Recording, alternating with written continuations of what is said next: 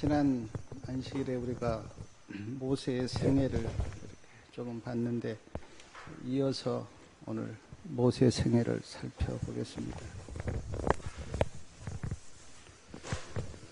바로의 신하들이 모세를 모함을 했습니다. 모세가 이스라엘 편에 서서 애굽을 대항하고 있습니다. 모세가 애굽 나라의 왕이 되려고 합니다. 라고 모함을 했어요. 바로 왕이 듣고 모세를 죽이려고 했죠. 그거 알고 모세가 미디안 땅으로 도망을 갔습니다. 애굽의 왕자의 자리에 있었던 모세가 하루아침에 도망자의 신세가 된 거예요. 우리의 인생이 하루 앞을 모르는 그런 인생 아닙니까?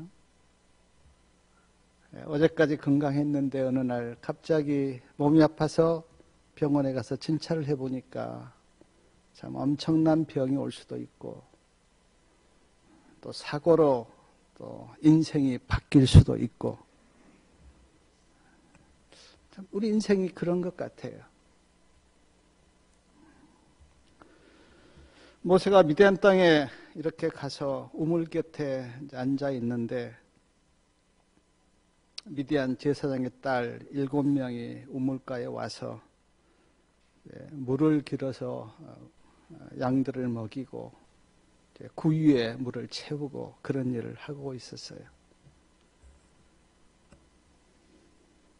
아마 모세는 제가 생각할 때 이제 목도 마르고 먼 길을 왔고 피곤도 하고 하니까 지금 우물가에 앉아 있는데 그때 다른 목자들이 그 미디안 제사장의 딸들을 방해하는 겁니다. 그때 모세가 그들을 도와줘요. 그리고 그들에게 그들이 가지고 있었던 그 양들을 먹이는데 모세가 돕습니다. 여기서 모세가 참 좋은 일을 하죠. 좋은 일을 하면 제가 보니까 참 좋은 일이 또 생기는 게 그게 하나님의 뜻인 것 같아요. 그 미디안 제사장의 이름이 출애굽기 2장 18절에는 루엘이라고 되어 있고 출애굽기 3장 1절에는 이드로라고 되어 있는데 우리가 보통 이드로라고 부릅니다. 근데 제가 보니까 루벨은 히브리식 이름이고 뭐 이드로는 아마 그때 미디안에서 이렇게 불렀던 이름인 것 같아요. 제사장 이드로가 그 딸들에게 이렇게 말합니다. 오늘은 어찌하여 이렇게 빨리 집에 왔느냐 그렇게 물어요. 그때 딸들이 대답하기를 애굽의 어떤 사람이 우리를 도와줬습니다. 그분이 우리에게 그 물을 길르는데 도와주었고 우리의 양들을 또 그분이 먹였습니다. 그러자 이드로가 이렇게 말합니다. 그 사람이 어디 있느냐? 너희가 어찌하여 그 사람을 두고 왔느냐? 그를 청하여 우리가 음식을 대접하자. 그렇게 이드로가 그 딸들에게 이야기해요. 그래서 모세를 초청을 해서 음식을 대접했습니다. 음식을 대접하고 이제 있는데 모세가 갈 곳 없는 나그네 아닙니까? 뭐 집이 있는 것도 아니고 아는 사람이 있는 것도 아니고 그래서 어떻게 해서 이제 이드로의 집에서 양을 치면서 살게 되었어요. 아마 그 과정은 있었겠죠. 뭐 여러 가지 어떤 일들이 있었고 아마 모세가 그 식사를 하면서 그 이야기를 다 했을지 모릅니다. 그리고 이드로의 집에서 양을 치고 있고 출애굽기 2장 21절에 보니까 양을 치면서 이드로의 딸 누굽니까? 십보라와 결혼을 합니다. 모세 아내 이름이 십보라인데 십보라와 결혼을 해요. 그리고 이제 아들을 낳죠. 아들 이름이 게르손입니다. 게르손의 뜻은 내가 이방에서 객이 되었다라고 하는 뜻인데 모세의 신세를 그대로 이렇게 말해주고 있는 그런 뜻이에요. 그리고 또 둘째 아들을 이렇게 모세가 낳았는데 이제 엘리에셀입니다. 그 엘리에셀의 뜻은 나의 하나님은 나의 도움이시다라고 하는 뜻이에요. 성경에 엘리에셀은 참 많습니다. 이름이 여러 사람의 이름이 엘리에셀이라는 이름을 썼어요. 그리고 출애굽기 2장 23절부터 보면 이스라엘 백성들이 고역으로 인해서 하나님께 부르짖습니다. 뭐라고 부르짖었을까? 제가 이렇게 생각해 볼 때 아마 이렇게 하나님께 부르짖었던 것 같아요. 하나님, 우리가 지금 애굽에서 사는데 너무 힘들어요. 너무 일이 고돼요. 하나님, 우리를 불쌍히 보시고 우리를 하나님 도와주십시오. 우리를 구원하여 주십시오. 라고 부르짖었을 것 같아요. 그런데 출애굽기 2장 23절 끝에 보면 그 부르짖는 소리가 하나님께 상달된지라. 이스라엘 백성들이 부르짖는 그 소리를 하나님이 듣습니다. 정로의계단 11장에 보면 기도의 특별한 은혜라고 하는 장이 나오는데 그 장을 이렇게 읽어보면 하나님은 가장 적은 소리도 들으신다. 속으로 하는 기도도 하나님이 들으세요. 저는 이렇게 길을 걸을 때나 또 이렇게 산책을 할 때 하나님께 기도합니다. 물론 입을 이렇게 벌려서 기도할 때도 있지만 어떨 때는 속으로 기도해요. 그래도 하나님이 다 들으신 것 같아요. 어떤 아이의 기도도 하나님께서 들으신다 그랬어요. 우리가 진심으로 기도하면 하나님께서 들으세요. 제가 이스라엘 백성들이 그 힘든 상태에서 부르짖는 그 말씀을 제가 명상하면서 이런 생각 해보았는데, 우리가 인생을 살다 보면 때때로 힘든 일이 있잖아요. 인생이 다 평탄한 것만 결코 아닙니다. 우리도 다 고비가 있어요. 고비가. 왜 하나님은 우리를 사랑하시고 우리를 도우시는데 왜 그렇게 힘든 그 경험을 우리에게 하게 하실까? 하나님께 기도하라고요. 하나님을 찾고 하나님을 붙들고 하나님께 기도하라고. 그런 환경을 하나님께서 때때로 허락하세요.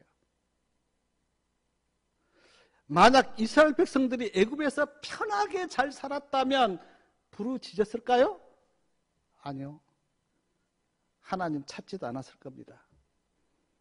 그런데 그들에게 아주 힘든 고역이 주어졌고, 힘든 고역이 주어지니까 이스라엘 백성들이 하나님께 부르짖은 거예요. 하나님, 우리를 좀 구원해 주십시오 라고 생각하면서 애굽이 점점 마음에서 멀어지도록 하나님이 그렇게 역사하신 거예요. 그런데 우리는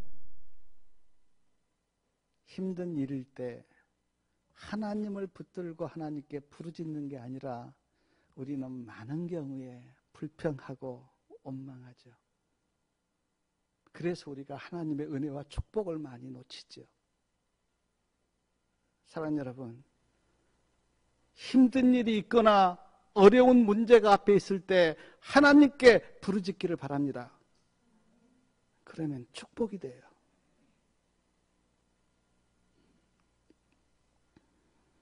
출애굽기 2장 24절과 25절에 보면 하나님이 그 부르짖는 소리를 들으시고 아브라함과 이삭과 야곱에게 세운 그 언약을 기억하사 이스라엘 자손을 권념하셨다, 그렇게 말씀하고 있는데, 하나님이 언약을 기억하시고 이스라엘 백성들을 생각하신 겁니다.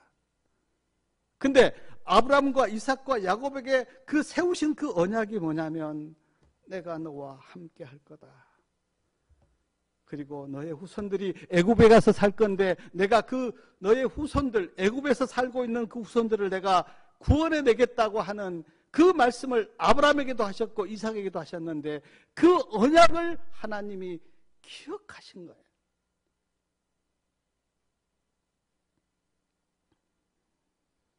하나님은 언약에 신실하신 분이에요. 그리고 하신 그 언약을 결코 잊지 않으십니다. 그리고 늘 하나님의 그 생각은 자기 백성에게 있어요. 자기 자손들에게. 우리가 많이 들었던 이사야 49장 15절과 16절 말씀을 아시잖아요. 여인이 어찌 그 젖먹는 자식을 잊겠으며 자기 태에서 난 아들을 궁일히 여기지 않겠느냐. 그들은 혹시 잊을지라도 나는 너를 잊지 아니할 것이라. 내가 너를 내 손바닥에 새겼고 너의 모습이 항상 내 앞에 있나니. 저는 이 말씀 이렇게 생각하면서 제가 부모 됐을 때 자식이 가까이 있든 멀리 있든 자식의 모습이 항상 부모의 마음에 있어요. 맞습니까? 하나님이 지금 그런 거예요. 너의 모습이 항상 내 앞에 있다. 내가 너를 잊을 수가 없다. 왜 하나님이 우리를 잊지 못하시는가? 우리가 다 하나님의 자녀니까요. 하나님이 우리를 창조하셨기 때문에 잊지 못하신 거예요. 어떤 사랑과 어떤 희생을 해서라도 우리를 구원할 수밖에 없는 그 이유가 뭐냐면 하나님이 우리를 창조하셨기 때문에. 그래서 아들 하나님을 내어주고 우리를 구원하신 거 아닙니까?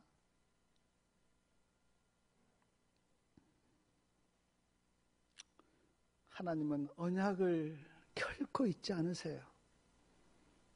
근데 우리는 참 언약을 잘 못 지키죠. 육신이 연약해서도 그렇고 또 우리의 생각이 세상에 있어서도 그렇고 우리는 언약을 잘 못 지키는데 하나님은 언약에 신실하신 분이에요. 모세가 40세부터 80세까지 40년 동안 미디안 땅에서 양을 찾는데 그 40년 동안 모세는 무엇을 배웠는가? 아주 중요합니다. 양을 치면서 하나님은 모세를 어떻게 훈련시켰는가?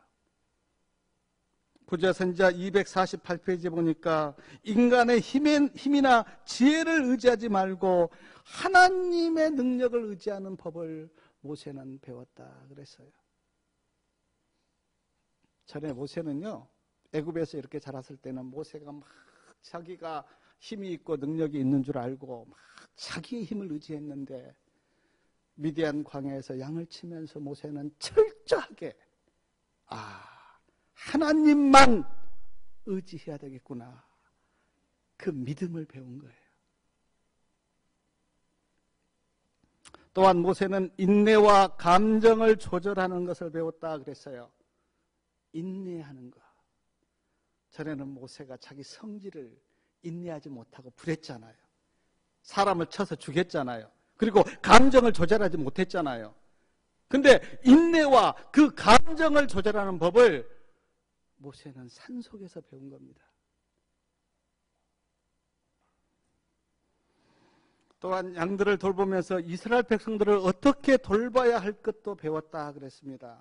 그 양들을 돌보면서 목자로서 그 양들이요, 저는 뭐 양을 안 키워서 잘 모르겠는데 양들이 영리하지 못하잖아요. 근데 그 양들을 돌보고 사랑하고 또 이런 짐승으로부터 보호하면서 모세는 내가 이스라엘 백성들을 어떻게 인도하고 지킬 것인가를 거기에서 하나님께서 모세에게 가르친 거예요. 그리고 증언해 보니까 이스라엘 백성들을 생각하면서 밤낮으로 기도하였다 그랬습니다. 늘 이스라엘 백성들이 모세의 생각 가운데 떠나지를 않는 겁니다. 그래서 지금 떨어져 있지만 그 이스라엘 백성들을 늘 생각하면서 기도한 거예요. 하나님, 내 백성 하나님께서 지켜주십시오. 그리고 또 한 가지는 애굽에서 배웠던 그 많은 세상 것들을 40년 동안 미디안 광야에서 양을 치면서 그걸 다 어땠습니까? 빼내야 하였다. 저는 신앙을 하면서 제가 느낀 것이 하나님의 의와 하나님의 말씀을 채우는 것도 맞지만 그러나 내 속에 있는 세상 것들을 다 빼내는 것이 또 신앙이에요. 빼내야 돼요. 내 세상적인 가치관, 세상적인 관습들 그거 빼내야 돼요. 근데 모세는 40년 동안 애굽 왕국에서 배운 그것들을 다 빼냈다 그랬어요.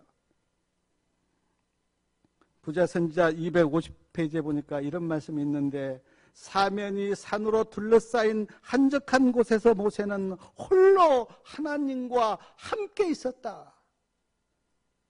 하나님과 함께 있었어요. 그게 얼마나 큰 축복입니까? 홀로. 근데 진짜 인간의 눈으로 볼 때는 혼자였는데 그러나 하나님은 모세와 함께 하신 거죠. 40년 동안. 그래서요, 인간적인 생각으로 보면 그 40년이 허비한 세월처럼 보였지만 결코 그렇지 않습니다. 모세가 정말 영적인 사람이 되는 길이었어요. 그 40년이. 하나님을 만났죠. 모난 품성, 인내하지 못한 품성, 감정을 조절하지 못한 그 품성을 다듬는 그런 기간이었죠. 이스라엘 백성들을 위해서 기도하고 또 이스라엘 백성들을 앞으로 이끌 그 모든 준비를 모세가 양을 치면서 40년 동안 그렇게 미디안 땅에서 한 거예요. 그리고 부조선지자 251페이지에 보니까 모세가 이때 창세기를 거기에서 썼다 그랬어요. 창세기를요. 하나님과 만나면서 성령의 감동이 있었고 모세는 창조를 본 사람이 아니잖아요. 뭐 아브라함의 생애 물론 그 부조들을 통해서 들었는지 모르지만 그러나 그 창세기 때는 모세가 안 나오잖아요. 출애굽 때 나오는데 그 창세기를 언제 썼냐면 미디안 광야에서 40년 동안 하나님을 만나면서 쓴 거예요. 사랑하는 여러분, 지금 살고 계신 곳이요 믿음으로 살기에 적합하십니까? 조용히 하나님을 만날 수 있는 그런 곳입니까? 그러면 거기서 계속 사십시오. 그러나 믿음으로 살기에 적합하지 못하고 내가 조용히 하나님을 만날 수 있는 그런 장소가 아니라면 환경을 바꾸셔야 돼요. 그게 모세가 우리에게 가르쳐주는 교훈이에요. 환경을 바꾸셔야 돼요. 화이트부인도 여러 말씀 가운데서 하나님을 만날 수 있는 한적한 곳으로 가라. 그게 시골 생활의 목적 아닙니까? 뭐 시골에서 일 많이 하고 뭐 농사 잘 쪄서 잘 먹고 내 건강을 위해서 그런 게 아니라 하나님을 만날 수 있는 장소로 옮겨라.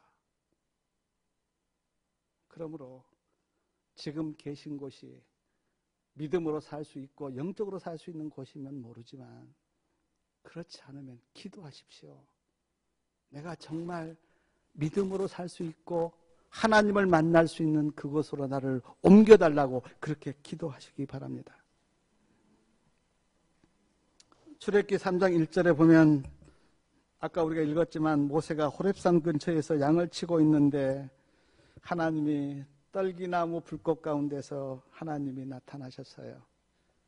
떨기나무에 막 불이 붙어 있는데 타지는 않는 겁니다. 그래서 모세가 깜짝 놀라서 그것을 보고 있는데 그때 하나님께서 모세를 부르셨어요. 모세야, 모세야. 모세가 대답합니다. 내가 여기 있나이다. 하나님께서 말씀하십니다. 너의 선 곳은 거룩한 땅이니 내 발에서 신을 벗으라. 너의 선 곳은 거룩한 땅이니 내 발에서 신을 벗으라. 저는 이 말씀 이렇게 많이 묵상해 봤어요. 하나님은 거룩하신 분입니다. 그래서 하나님이 계신 곳은 어디나 거룩해요. 맞습니까? 왜 이곳이 성전입니까? 하나님께 예배 드리는 곳이기 때문에. 왜 우리가 성도입니까? 우리 심령 속에 하나님이 거하시기 때문에, 하나님이 거룩하신 분이기 때문에 하나님이 계신 곳은 어디나 거룩한 땅이에요. 그리고 내 발에서 신을 벗으라 그렇게 말씀하셨는데, 이 의미를 여러 가지로 이렇게 해석할 수가 있는데, 내 자신을 포기하라, 하나님 앞에서 내 자신을 드리고 항복하라, 내 길로 가지 말고 이제 신을 벗고 하나님의 음성을 따라가라. 오늘 우리가 하나님 앞에 나온 우리 모두에게 하나님은 이 말씀 하실지 몰라요. 내 발에서 신을 벗으라. 지금까지는 내 생각과 내 뜻을 따라서 살았지만 이제는 하나님의 음성을 듣고 내 자신을 하나님께 드려서 하나님의 뜻을 쫓아라. 우리에게도 그렇게 말씀하지 않습니까?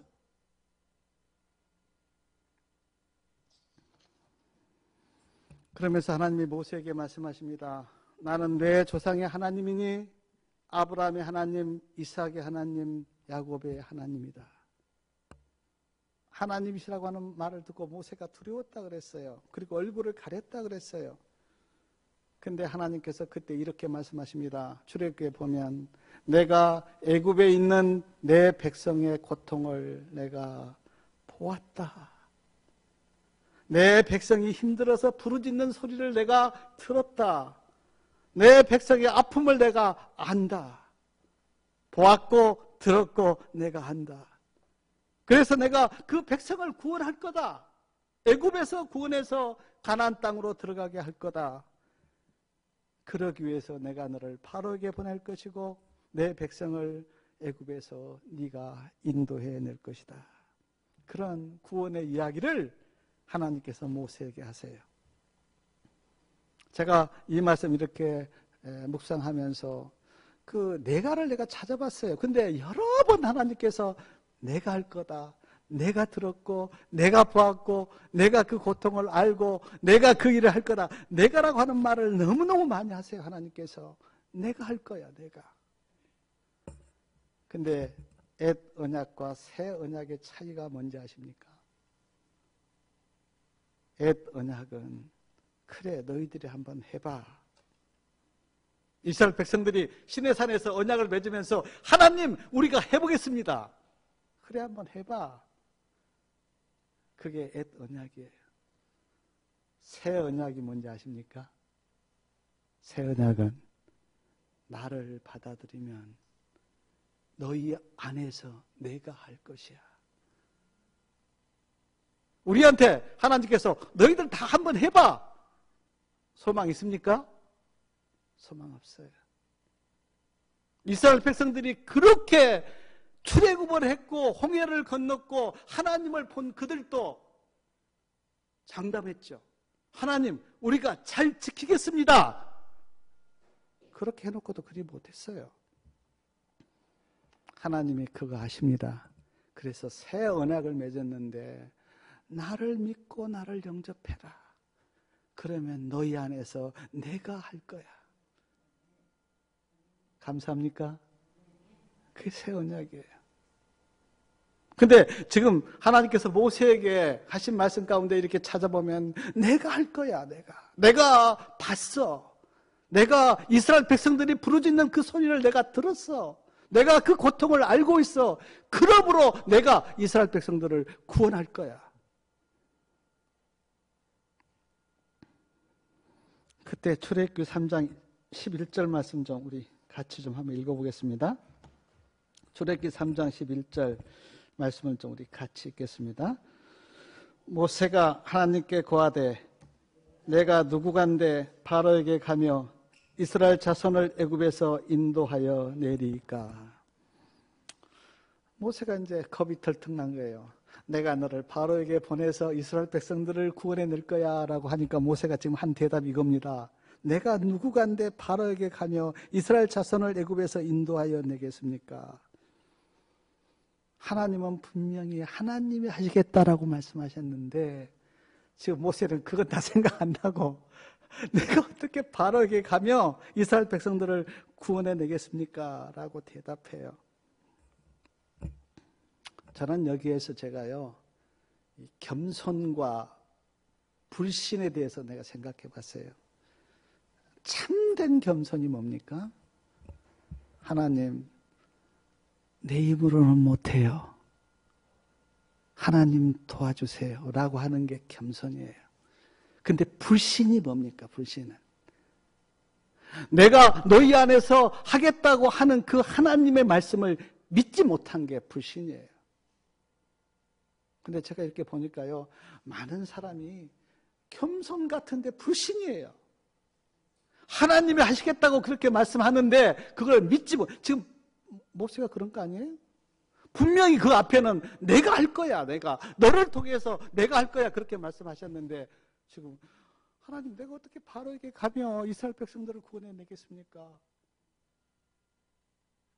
사랑하는 여러분, 겸손한 것 좋지만 그러나 겸손이 지나쳐서 하나님의 말씀을 불신하는 건 좋지 않습니다. 믿으셔야 돼요. 하나님을 믿고 하나님의 말씀을 믿으셔야 돼요. 그것이 믿음이에요. 그러면서 하나님께서 모세에게 내가 정녕 너와 함께 할 거다.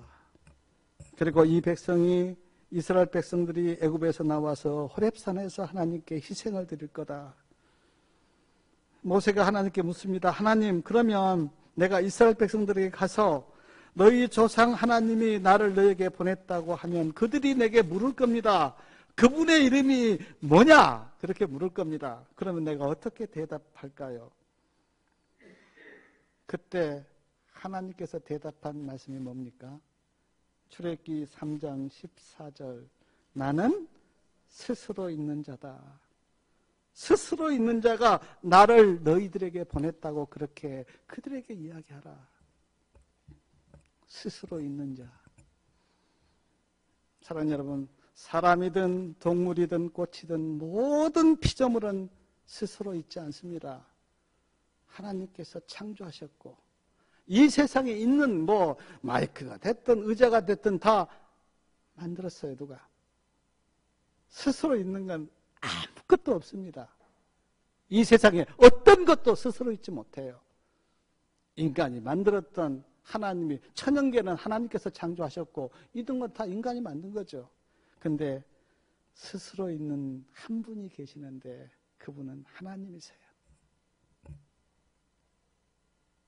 어떻게 우리는 하나님이 스스로 계시는지 우리가 모릅니다. 그러나 제가 말씀드릴 수 있는 것은 하나님이시니까 스스로 계시고 스스로 계시니까 그분이 하나님이세요. 만약 하나님이 스스로 계시지 못하고 누구를 의지해야 된다. 하나님 아니시죠, 그분은. 천지하시고 천능하신 하나님은 스스로 계세요. 그러면서 이제 모세에게 하나님께서 여러 말씀하세요. 내 이름은 아브라함의 하나님, 이삭의 하나님, 야곱의 하나님이다. 그리고 내가 가서 먼저 이스라엘 백성들, 장로들을 만나라. 그리고 장로들에게 하나님이 나를 보냈다고 그렇게 그들에게 이야기해라. 그리고 장로들과 함께 누구에게 가라? 바로왕에게 가라. 너 혼자 가지 말고 장로들과 함께 바로를 찾아가라. 그리고 바로에게 이야기해라. 하나님이 이스라엘 백성들을 애굽에서 보내라고 했다고 이야기해라. 그러면서 근데 네가 아무리 그렇게 이야기해도 바로가 안 보낼 거다. 바로가 안 보내면 내가 재앙으로 애굽을 칠 거다. 몇 번 내가 친 다음에 그때 바로가 가라고 할 거다. 그리고 이스라엘 백성들이 애굽에서 나오는데 빈손으로 나오지 않을 거다. 은과 금과 의복을 가지고 나올 거다. 그 앞에 있을 이야기를 하나님께서 모세에게 다 해줘요.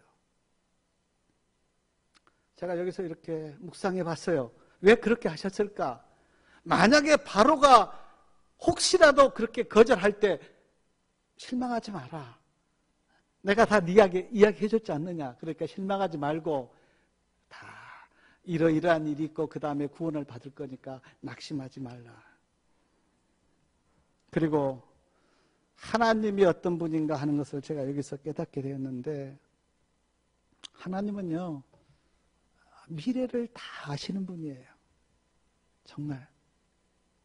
그러니까 지금 하나님께서 앞으로 어떤 일이 있고 바로가 어떻게 반응할 거고 이스라엘 백성들이 어떻게 할 거고 또 내가 애굽을 어떻게 칠 거고 이런 걸 다 말씀하신 것이 뭐냐면 미래를 아신 분이기 때문에 하나님은요. 제가 어렸을 때 우리 집에서 저는 우리 동네에 교회가 없었어요. 그래서 다 불교 믿고 미신 믿고 제가 전에도 말씀드렸는데 우리 동네에서 내가 예수 믿는 1호입니다. 제일 처음에 제가 예수 믿었어요. 다 불교예요. 다 무당 섬기고 그래요. 제가 어렸을 때 무당을 불러서 굿하는 걸 봤어요. 제가 유심히 지켜봤어요. 무당이 어떻게 하나. 근데 막 무당이 이렇게 귀신이 들려서 이렇게 이야기하는데 과거를 너무너무 잘 맞추는 거예요. 과거를. 내가 그때 깜짝 놀랐어요. 아유, 어떻게 무당이 저렇게 과거를 잘하나. 내가 놀랐어요, 진짜. 우리 할머니, 할아버지가 했던 그런 것들 다 이야기하는 거예요. 저도 많이 충격받았죠. 아, 무당이 과거를 다 아나 보구나. 그리고 미래를 이야기했는데 제가 보니까 미래는 하나도 안 맞잖아요. 무당은 절대 미래를 모릅니다. 누구만이 미래를 아시는가? 오직 하나님만. 하나님만이 미래를 아세요. 그래서 우리가 하나님을 믿는 거예요. 이 이야기 제가 하나 하고 설교를 마칠까 하는데요. 제가 이름은 지금 잊었어요. 근데 크리스찬 의사, 그러니까 기독교를 믿는 의사 선생님의 간증이에요. 어느 날 두 부부가 병원을 찾아왔습니다. 아내가 아팠어요. 아내가.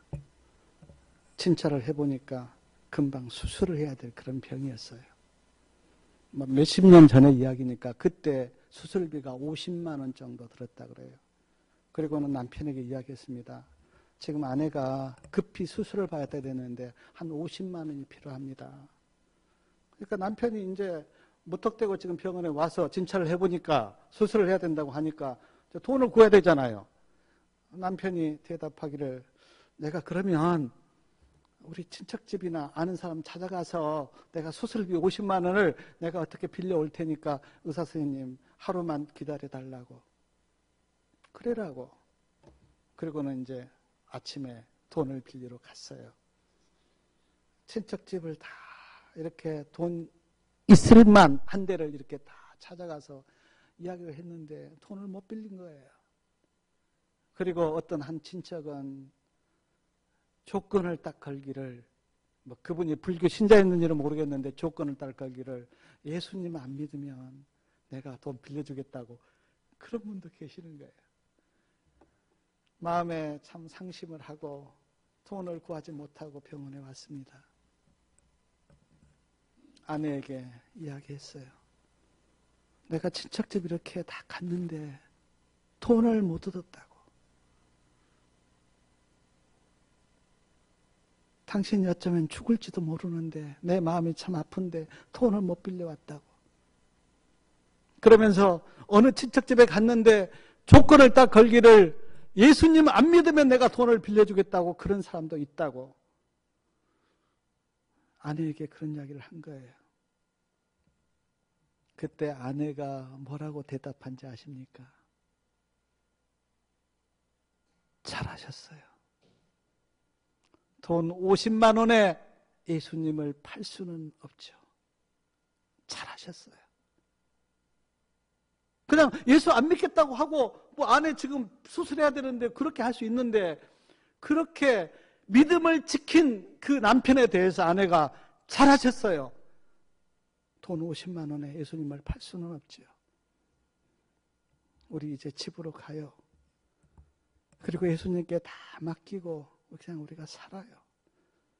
우리의 생명을 주관하시는 분은 예수님이시니까 다 맡기고 그렇게 삽시다라고 하는데 그 소식을 의사가 들은 거예요. 그리고 의사가 내가 수술해 주겠다고, 형편되는 대로 앞으로 벌어서 갚으라고 하고 수술을 해줬어요. 그리고 건강하게 퇴원을 했어요. 그리고 얼마 후에 그 부부가 그 돈하고 과일을 사들고 그 의사를 찾아봤어요. 그리고 인사했어요. 감사합니다. 그렇게 나를 도와주셔서 수술을 해줘서 내가 이렇게 건강하게 살고 있는데 그 은혜에 너무 감사합니다 라고 찾아왔대요. 그래서 그 의사가 이 간증을 한 거예요. 제가 그 이야기 이렇게 들으면서 내 마음속에 늘 이렇게 은은하게 남아있었던 말이, 돈 50만 원에 예수님을 팔 수는 없죠. 돈 50만 원에.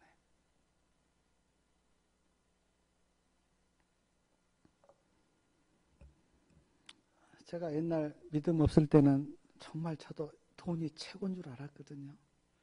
50만 원 아니라 5만 원에 내 신앙을 팔 때도 내가 있었거든요. 부끄러운 고백인데. 돈 10,000원을 가지고 내가 그리스도인답게 행동하지 못할 때도 저도 있었거든요. 근데 이 말씀이 내 마음속에 늘 이렇게 막 고동치는 거야. 돈 50만 원에 예수님을 팔 수는 없죠. 그리고 제가 요즘 예수님을 믿는 크리스찬들의 모습을 봅니다. 그분이 돈 앞에서 믿음을 지키는가, 양심을 지키는가, 아니면 버리는가를 봐요. 근데 죄송하지만 많은 크리스찬들이 예수님보다 더 돈을 생각할 때가 많아요.